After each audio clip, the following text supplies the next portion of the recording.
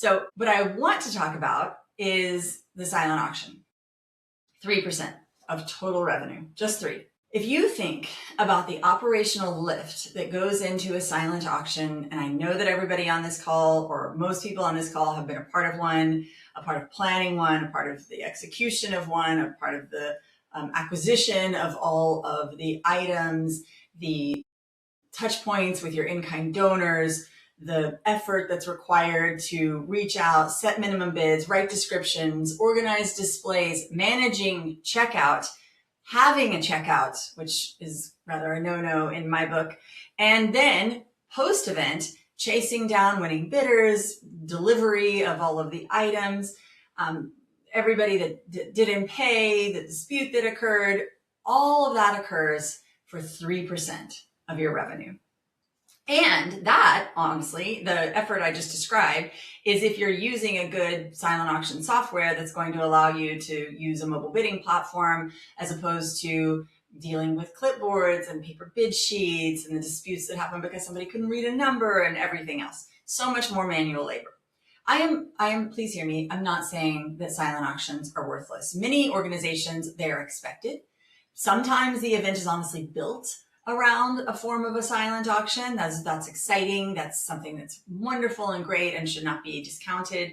And honestly, many times they bring their own type of gamification to the event. The folks that maybe would never participate in your paddle raise will kind of go shopping in your silent auction, and there's value there, right? They open the possibility of your event extending outside of the room itself, right? Your silent auction can be launched prior to the event. We get credit cards on file. You can send it out to people that aren't actually at the event, particularly for schools. This is a great way to engage aunts and uncles and grandparents with your event itself, with the fundraising. And a lot of the time, those silent auctions, the digital experience, have giving levels that are visible in some way as well. So somebody that is not attending the event but wants to donate or give, there was just the silent auction provided an excuse for them to get in there, for you to reach out and put them in there too. So, I mean, that's great.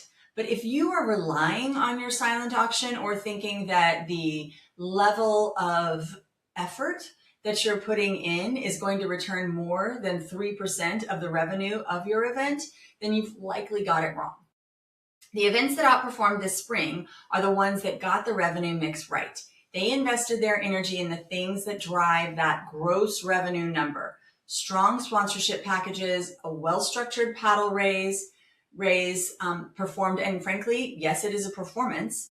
That paddle raise event itself being done by a professional, and finding also, as I mentioned at the beginning, a frictionless way for people to make direct donations before, during, and after the event, not just during the formal ask. So a question that you can take to your planning committee, because I do know that committees often get very excited about paddle raise and about silent auctions and all of the things that go in there.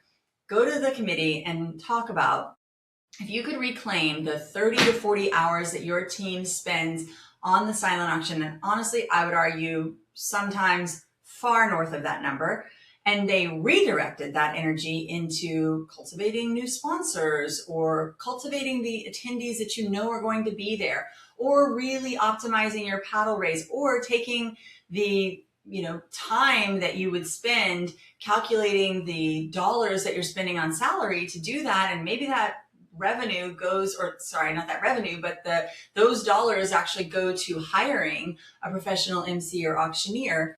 What would that be worth? So just really taking an honest look at it before you just launch into the silent auction again, because you always have done it.